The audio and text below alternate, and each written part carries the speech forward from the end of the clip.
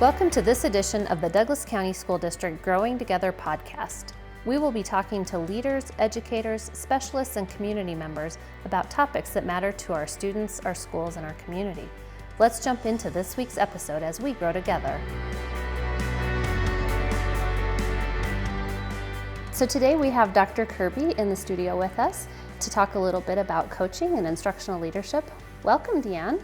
Thanks, it's great to be here. So I've got a few questions for you, and then we'd love to hear a little bit about your philosophy of instructional leadership and coaching and all of the great things that you are working on with principals and teachers throughout the district. All right, my vision or my philosophy of instructional leadership is that it always begins and ends with our students. And that sounds pretty simple, but there's a lot of complicated things that come in between the beginning of that and the ending of that. But really, I think it's important that we use the data that we gather from students, the responses that they give us to tell the story of who they are and what they need. How do you use some of that information from students and from teachers in coaching and or supporting people with learning how to coach and support teachers? Yeah, that's a great question. I think if we maybe look back to that true professional learning community lens, when we have teachers and staff members sitting together, looking at student data, looking at what growth students are making or what growth they might not be making, and deciding what next steps look like, that's where we get the grit or most of that work done. And in those situations, if that leader is present, and the principal or the leader should be present in a lot of those situations, that's where some of that coaching or advice giving or feedback come at important times to help teachers decide what to do next with kids. So it really doesn't even have to be a formal session. It can just be informal feedback as teachers and leaders work together. Absolutely. I think I found that you get more bang for your buck when it is informal, because we're a little more open rather than sitting side by side or across from somebody at a table that's maybe about evaluation. When you're sitting next to each other and you're talking about a child, it's a whole lot more important, and maybe that heart work instead of that head work, and people listen better. That's a great way to say that. I like that. And how do you think that supports an ongoing culture? How do you build that culture of growth and continuous improvement?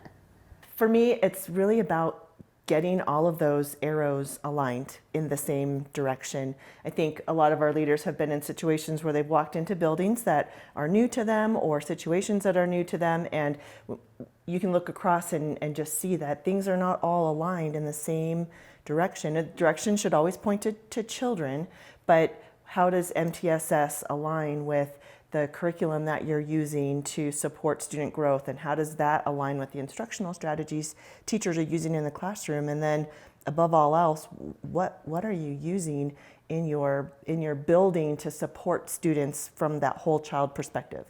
PBIS or an SEL product, what are you using to make sure that you kind of tie that whole package up? Right. So thinking about our strategic plan and the initiatives that we have in front of us, what connections do you see to your work and the things that you describe to our strategic plan? I really see two big areas: the recruit, hire, and develop high quality employees being the most important one.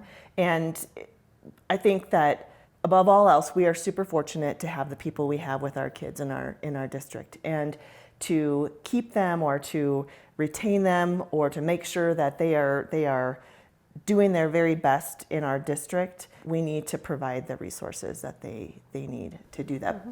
Not necessarily a box or a product, but the professional development support and the side-by-side support from mentors or other teachers, other professionals in the building, great leaders. We need our leaders to have professional development too. And I think overall, my vision, to cast into the future or to look at what my vision might be, it could be to really align what we use to measure growth of our teachers, so our rubric, with a really robust PD system.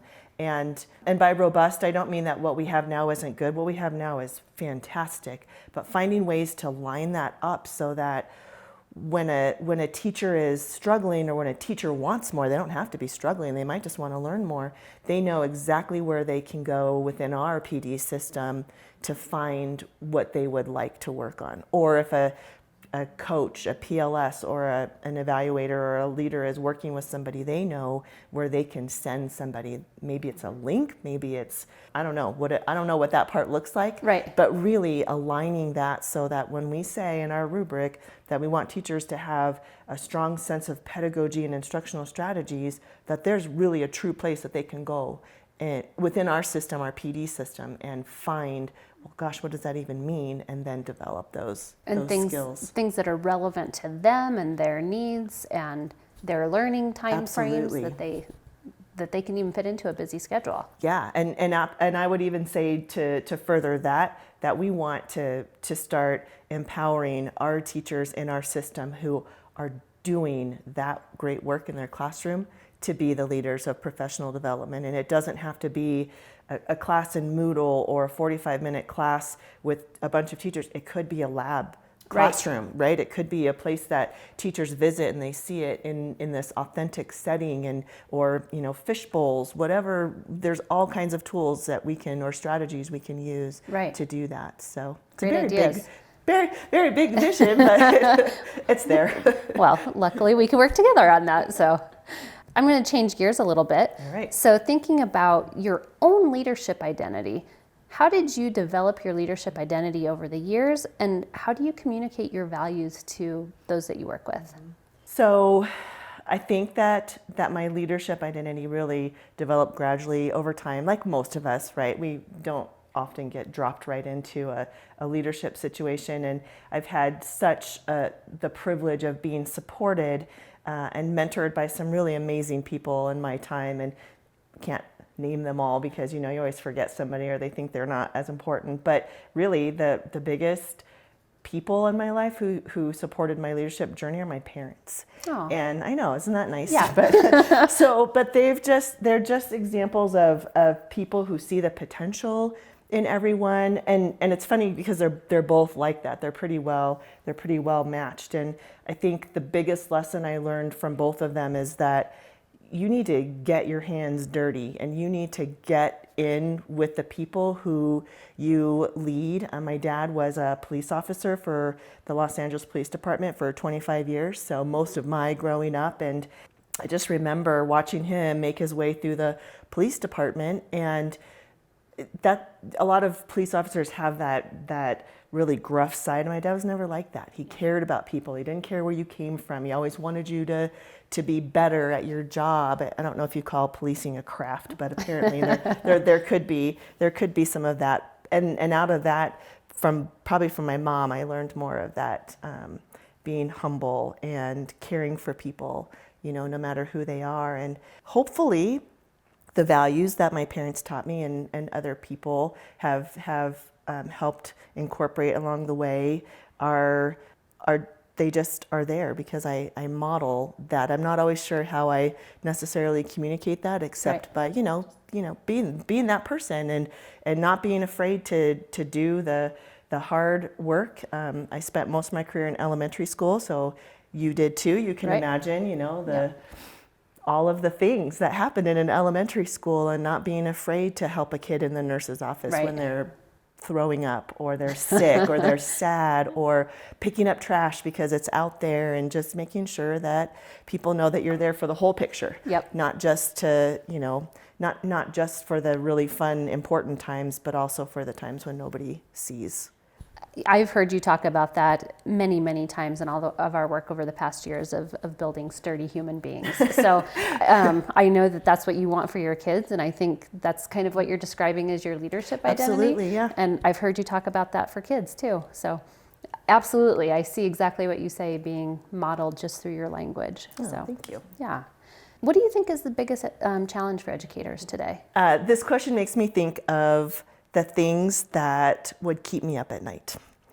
Not is a parent going to be upset with their report card, or is a kid going to do well in math and science, certainly I want them to do that. Right. But the things that keep us awake at night are whether or not they're well adjusted. Are they safe? Are they making good decisions? Have we helped support that whole kid to be a sturdy human, right? Thanks to Sid Rundle for that. I borrowed that from him. I asked, but I borrowed that from him. But what are we doing to make sure that our kids know what to do when they're not in a safe situation, or they know what to do when a friend of theirs is not in a safe situation? You know, it's sad that we've spent a lot of time over the past few years doing threat assessments with third graders and having to talk about that we don't keep secrets like that. But those are the things that I think are becoming challenges for us as educators, and we definitely need to start looking at what constitutes trauma as a definition, and what does it mean. I read an article the other day that claimed that 45% of our kids nationwide have experienced some type of trauma, like between the ages of 9 and 16, something like that. And it's like astounding to think that 45%, so almost half of our kids in that age range. Oh my gosh, wow. Right? And so bringing, and this is one of our strategic themes as well, right? Really making sure that our kids are safe, that we're using a common definition, we're speaking the same language. We have a toolbox that's available to everyone. Right. Not every kindergarten teacher knows how to handle those big responses and those explosive behaviors. Yes. So that it doesn't impact the whole rest of the classroom, but then that doesn't impact the child either, right? We just don't always know. So that's what I'm proud of, the way we treat children in Douglas County schools, but I also know that we have a lot more work that we need to do to really have that trauma-informed response. Well, I think you make such a good point, and I think it's important to remember the stress that our teachers are feeling because of all of that. Like we talked about it being such a big challenge, but then how do we support each other as a community to support each other's mental health and well-being too? Absolutely, yeah. I read an article about that as well, that we're finding teachers more and more are taking advantage of those employee assistance programs, but it's not necessarily about their personal health and wellness. It's almost like secondary trauma to having students in their classrooms who are they just need so much, and they feel drained and hurt. And they just don't always know the answer, and they maybe don't always have the answer, because what happens outside of school is not always in our control. That's true. Actually, it's never in our control. Exactly, right. So if you were a student in 2019 thinking about that, what would you want leaders and teachers to know? I love this question, and when I think about it, I think about it from my own children's perspective. So I have 2 boys who have been in Douglas County schools pre-K through graduation. They're both graduated now. And I always wanted, and this is what I want now for our students, I always wanted their teachers to know them and to see them and listen to them, regardless of what they're saying, right? Like they can be ridiculous and they can refuse to do things that they should do, but I just wanted them to really respect the uniqueness that they bring to the classroom. Yeah. As a parent, I've always been focused on the bigger outcomes, the respect being one of them, but really, can they go out into the world? Can they go to college and feed themselves and do their laundry, be a nice person, do some quality work around something they're really passionate about? If they don't go to college, can they work with others? Do they know what to do? Are they just going to quit when their boss says something they don't like? Do they have resilience? And that's not to take away from, I wanted my kids to have a good foundation in education. I wanted them to know math and to know how to write. I think they do, but, to know how to read and use those as tools. But what I really wanted them to know is how to learn. Right. When, if they're confronted with something in their job, or if they're confronted with something political, I mean, think about that just for a second. All of the stuff they're bombarded with, right? That they can learn what they need to be successful when they're looking at political views or be successful in their job. I think that's a great thing to remember. All right, final question. What do you think is the best leadership advice that you've ever received?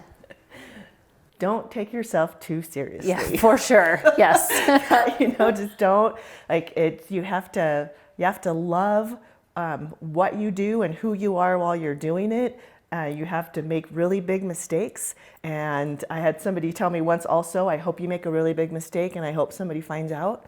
And that you have to do the work, right? You have to do the restorative work to repair that situation, to repair that relationship, to repair your reputation, and don't take yourself too seriously while you're doing that. That's just as valuable as all of the other work. All right. Is there anything else that I didn't ask you about that you're wanting to share with us? No. Okay. Thank you for joining us today. It has been a pleasure to talk with you. Well, thank you. I feel very honored.